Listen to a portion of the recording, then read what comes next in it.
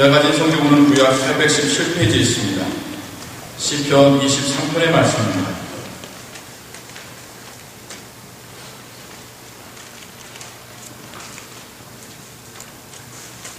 우리 모두가 한 목소리로 1절부터 6절까지 같이 읽도록 하겠습니다. 여호와는 나의 목자시니 내가 부족함이 없으리로다. 그가 나를 푸른 초장에 누이시며 쉴만한 물가로 인도하시는도다.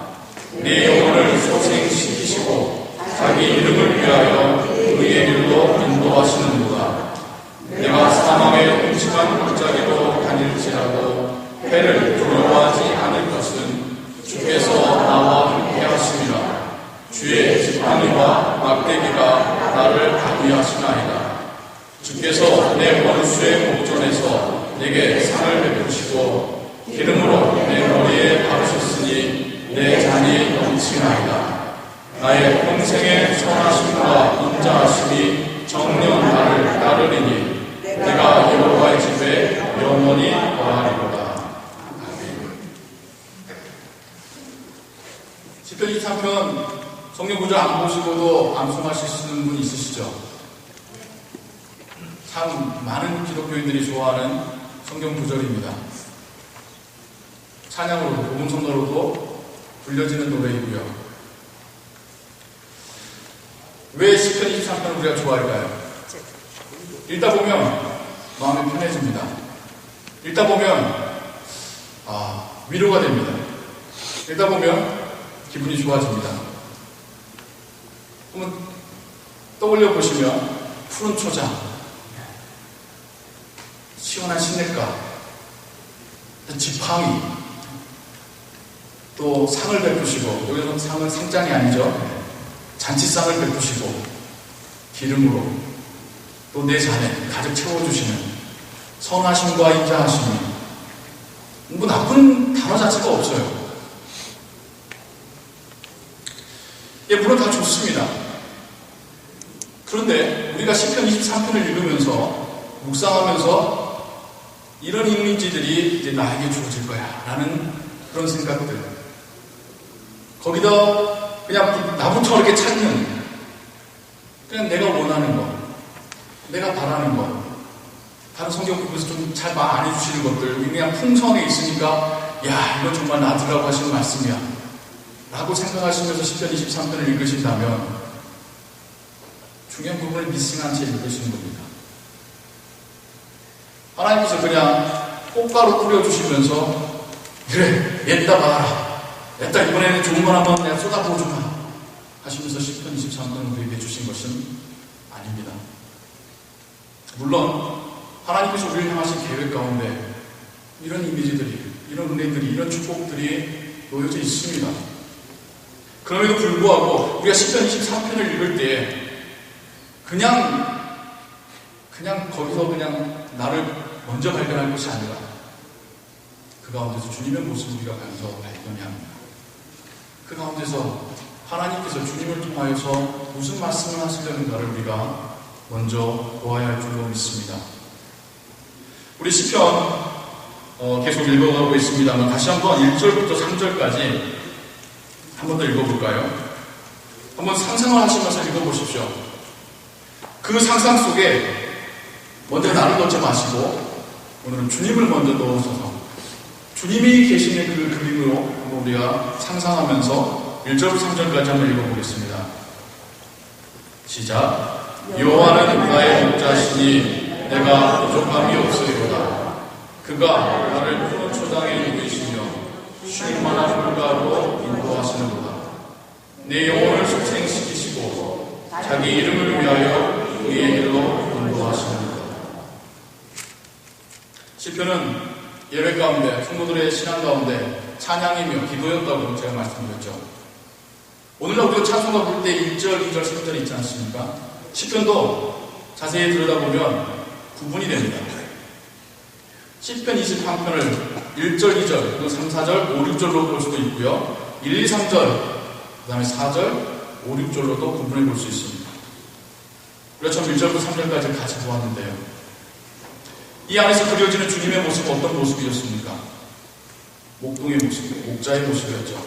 양을 들고 가시는, 그냥 볼판에 내버려 두시는 목자가 아니라 먹을 꼴이 있고 마실 물이 있는 목초지로 물가로 인도하시는 주님의 모습이 그려지고 있습니다. 그래, 저분 따라가면 먹을 거, 마실 건 있겠구나. 믿음직한 주님의 모습이 상상이 됩니다. 중동 지방에서는 목동이라는 직업이 결코 좋은 직업은 아니랍니다. 그래서 힘든 직업이기 때문에 낮은 혹은 노예들에게 혹은 하인들에게 또 어린아이들에게 그래 맡기는 직업이기도 하는데요. 그 이유가 손이 많이 갑니다. 양들은 24시간 계속해서 같이 있어줘야 되고 같이 돌봐줘야 되고 그렇기 때문에 쉬운 직업은 아니랍니다. 근데 하나님은 스스로를 목자, 예수님도 스스로를 가르쳐 목자라 칭하셨죠. 우리를 24시간 지켜보셔야 되고 우리와 함께 하셔야 되는 그 직업의 당신의 이미지를 지금 비추고 계십니다. 우리와 함께 하시고 정말 우리 손이 많이 가는 사람들 아닙니까? 정말 신경 많이 써야 되는 존재들 아닙니까? 그럼에도 불구하고 우리와 그렇게 함께 해주시겠다라고 주님은 목자 이미지로 우리에게 다가와 주셨습니다. 그러면서 또한 우리로 하여금 어떻게 찬양하게 하시냐면 내가 부족함이 없으리로다. 내 이런 목자 되신 주님 따라갈 때에 부족함이 없으리로다. 부족함이 없다는 상태는 구약에서는 하나님의 평화를 말하는 샬롬의 상태입니다. 우리가 주님을 따라갈 때에 하나님의 샬롬을 우리가 누리게 되리라. 이거 시편 23편에서 먼저 우리에게 주시는 메시지이죠. 뭐가 부족함 없다는 걸까요? 우리 주머니에서 돈 떨어질 날 없다는 걸까요? 우리 밥상에서 밥 떨어질 날 없다는 걸까요? 세상 사람들도 부러워할 것들이 우리에게서 떨어질 날 없다라는 그런 부족함 없다라는 축복을 의미하는 걸까요? 시편은 우리에게 질문도 던져주지만 질문에 대한 답도 주고 있습니다. 2절부터 우리가 지금 계속 보아갈 point 2절부터 6절까지의 말씀 가운데서 우리에게 부족함 없이 주시려고 하는 그 하나님의 은혜들이 계속해서 나오고 있습니다. 푸른 초장에 누이시고 쉴만한 물가로 인도하시는도다. 쉼을 주실 거라는 의미예요. 여러분 열심히 일하신 다음에 정말 보람차게 일하신 다음에 몸이 노곤해져가지고 쉬실 때 있으셨죠? 얼마나 기분 좋습니까? 또 이런 때도 있으셨을 거예요. 할 일이 없어서 빈둥빈둥하다가 정말 누워있어도 허리 아픈데도 할 일 없으니까 누워있을 때도 있을 것 같죠? 어떻습니까? 우리의 마음이. 우리가 주의 사역을 열심히 감당하고 그런 땀 흘리고 지쳐있는 우리에게 하나님은 쉼을 주신다 말씀하셨습니다. 안식을 주신다 말씀하셨습니다. 그 안식을 누릴 때에 우리의 심령 가운데 내가 이제 부족함이 없으리로다 찬양이 나오는 그런 안식이 우리에게 주어질 거라는 것이죠. 그 다음에 또한 시편은 우리에게 내 영혼을 소생시키시고 다시 힘을 주시고 지쳐 있었지만 하나님께서 다시 회복시켜 주실 거라는 부족함 없는 샬롬을 우리에게 이야기하고 있습니다. 우리가 항상 힘이 팔팔하나요? 우리 항상 기분 좋아가지고 웃고 다닙니까? 우리도 사람이잖아요. 지칠 때도 있고 낙심될 때도 있고 화날 때도 있고 절망스러울 때도 있고 근데 하나님 우리를 그 상태로 내버려 두지는 않으신다고 말씀하십니다. 다시 회복시켜 주신다 약속해 주십니다. 우리가 주님을 따라가고만 있다면 하나님의 회복시키시는 샬롬이 우리에게 부족함 없을 줄로 믿습니다. 또한 이어지는 시편 9절에서는 의의 길로 인도하시는 누가 우리가 우리 인생을 살아갈 때에 정말 어디로 가야 될지 막막한 그 순간에 하나님은 분명히 우리에게 길을 보여주십니다. 분명히 그래 이게 하나님께서 나를 인도하시는 길이시구나 깨닫게 하십니다. 하나님의 인도는 우리에게 부족함이 없을 것입니다. 또한 사망이 음침한 골짜기로 다닐지라도 해를 두려워하지 않을 것은 여기서 해는 태양을 말하는 게 아니죠. 우리를 상해하는 우리를 찌르고 우리를 때리는 그 협박과 위협으로부터 우리를 지키실 것이라는 말씀입니다. 하나님의 보호가 우리에게 부족함 없을 줄로 믿습니다. 하나님께서 우리의 주인 되어주시고 하나님께서 우리의 동행자가 되어주셨을 때에 결코 사단이, 어둠의 세력이 우리를 찔러 죽일 수는 없습니다. 하나님은 우리를 지키실 것입니다. 하나님께서 우리를 지키심에 있어서 부족함 없을 것이다 찬양하고 있습니다. 더 나아가서 내게 상을 베푸시고 기름으로 머리에 바르시고 내 잔을 넘치게 해주신다. 여기서부터는 하나님의 나라이죠. 그러며 내가 여호와의 집에 영원히 거하리로다. 결국 우리를 하나님의 나라로 인도하실 것이며 그곳에서는 정말 부족함 없는 하나님의 샬롬 가운데 우리가 거하게 될 것입니다. 우리가 계속해서 4절 한번 읽어보겠습니다. 시작. 내가 사망의 흠심한 골짜기로 다닐지라도 해를 두려워하지 않을 것은 주께서 나와 함께 하시니라. 주의 지팡이와 막대기가 나를 안위하시나이다. 처음 1절부터 3절까지 해서 예수님의 이미지는 어떤 모습이었습니까? 목자의 이미지였죠. 그러면 우리가 중간에 읽은 이 4절에서의 주님의 모습은 어떤 모습입니까? 싸우는 자, 용사, 방칼되는 자. 주님은 우리의 곁에서, 전치사도 우리의 옆에서라고 나눴습니다. 우리의 옆에서 우리를 위하여 싸우시는 용사 되신다라고 말씀하고 계십니다. 사망의 음침한 골짜기, 인생의 가장 비참한 상황 속에서도 주님은 그때도 우리 옆에 계십니다. 나 혼자 싸우는 것 같고 나 혼자 힘들어하는 것 같은 그 순간에서 주님은 우리 곁을 떠나신 적이 없으십니다. 지팡이와 막대기로 우리를 지키신다 말씀하셨습니다. 중동지방 목동들은 대개 두 개의 장대를 가지고 다닌대요. 하나는 양들을 모는, 양들의 길을 알려주는 지팡이로 사용하고요. 또 다른 하나는 좀 더 길어요. 늑대나 일이나 승냥이 올 때에 때려서 물리치는 막대기로 사용한답니다. 하나님께서도 우리의 길을 인도하실 때 양을 때리는 게 아니죠. 길을 딱딱딱 치는 거죠. 그럼 그 소리 듣고 양이 놀라서 바른 길로 수정하는 거죠. 하나님도 우리 삶 가운데 지팡이로 길을 두드리며 우리를 인도해 가실 때가 있습니다. 네, 우리 좀 깜짝 놀랄 때도 있죠. 어이쿠나 할 때도 있죠. 하지만 그것은 하나님께서 우리를 인도해 가시는 지팡이라는 것이죠. 우리가 다 보진 못하지만 보지 않은 영역에서 하나님은 우리를 지키시며 막대기로 우리를 향한 사단의 위협을 막고 계신다고 성경 우리에게 이야기하고 계십니다. 그렇게 어디까지 가는지 5절부터 6절에서 이야기하고 있습니다. 우리 5절, 6절 다시 한번 같이 읽어볼까요?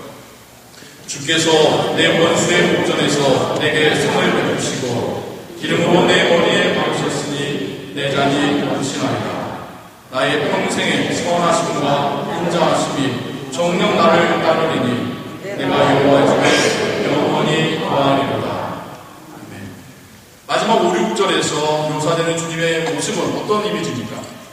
잔치상을 벌려놓은 잔치집 주인 혹은 큰 나라의 임금의 모습이죠. 거기에 우리의 원수도 있습니다. 목전에서, 목 앞에서가 아니죠. 눈이죠. 그 원수는 무릎 꿇고 고개 숙이고 벌벌 떨고 있습니다. 하나님 그 앞에서 잔치상을 베풀고 우리를 같이 앉히셔서 우리의 머리에 기름을 부으시고 우리의 잔에는 축복의 음료를 따르신다라고 이야기하고 있습니다. 여기서도 주의 선하심과 인자하심이 우리를 따른다라고 말씀하고 있습니다. 목자 되실 때는 우리 앞에 가셨다가 용사 되실 때는 우리 옆에 계셨다가 우리가 하나님 나라에 들어갔을 때는 우리 뒤에서 인자하심과 성실하심으로 함께 하신 하나님이셨다라는 것을 고백하게 되더랍니다. 제가 오늘 설교를 시작하면서 시편 23편을 곧바로 내 이야기로 보지 말고 주님의 이야기로 보자 하고 여러분에게 말씀드렸었죠. 시편 23편에서 그려진 어떤 인생의 그래프, 우리 인생 곡선 그래프로 잘 그려보지 않습니까? 그 인생의 그래프가 주님의 모습과 많이 닮지 않았습니까? 1절부터 3절까지는 예수님의 사역기간이라고 한다면 하나님께서 예수님을 그렇게 인도해 가시고 부족함 없이 채우시고 사역하게 하셨다라고 한다면 중간에 있는 4절에서처럼 예수님에게도 고난의 순간이 있으셨습니다. 그리고 마지막 5절, 6절의 말씀처럼 하나님은 주님을 부활시키시고 승천하시어 영광의 보좌에 앉게 하시며 그 머리에 기름으로 바르시고 그 잔에 채우시고 그 원수들을 발 앞에 엎드리게 하시자 주님으로 승리하시며 통치하게 하고 계시지 않습니까? 예수님의 십자가 사건이 예수님의 음침한 사망의 골짜기였을 것입니다. 하지만 하나님은 그곳에 예수님을 버려두지 아니하시고 승리하게 하시고 이제 영광의 보좌에 앉게 하셨습니다.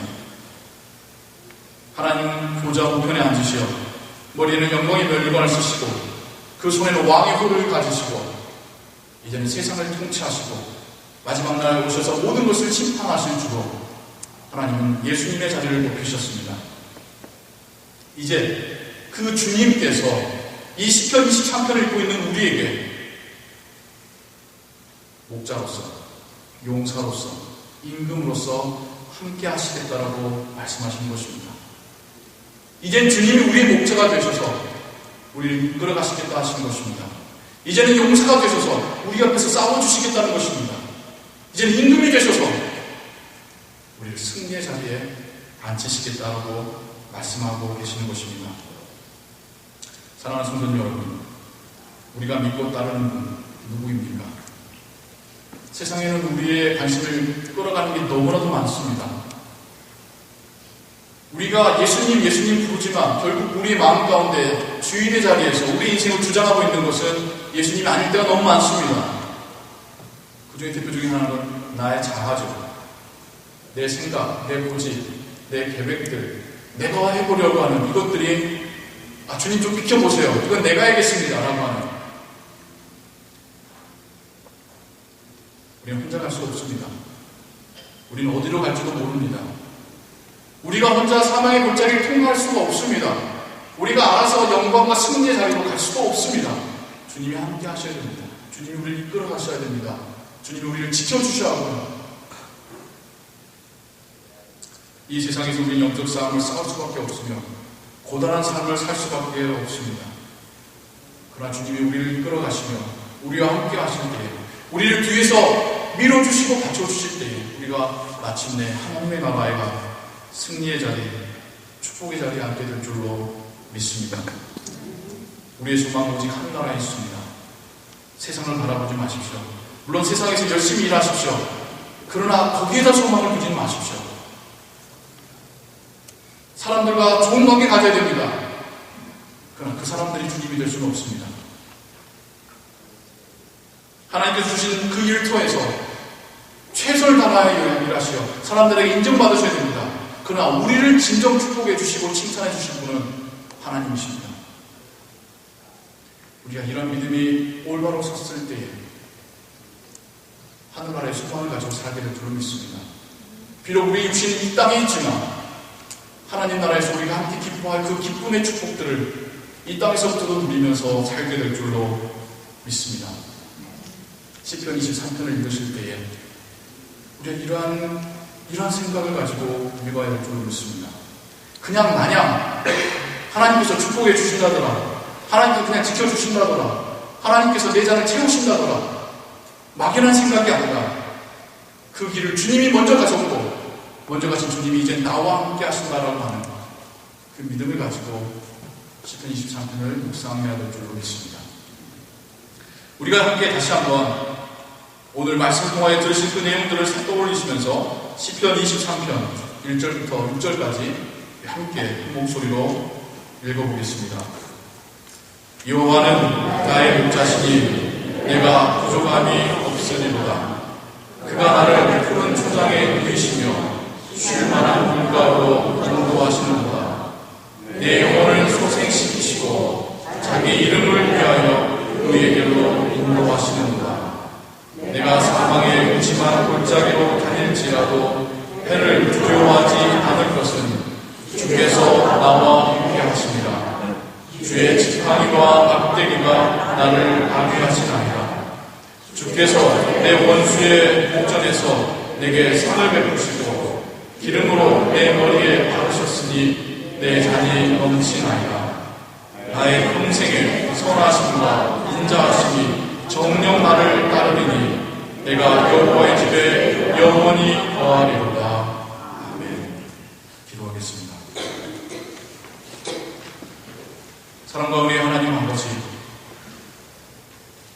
진정 주님이 우리의 목자 되시며 우리를 위해 싸우는 자 되시며 우리의 임금 되시기를 소원합니다.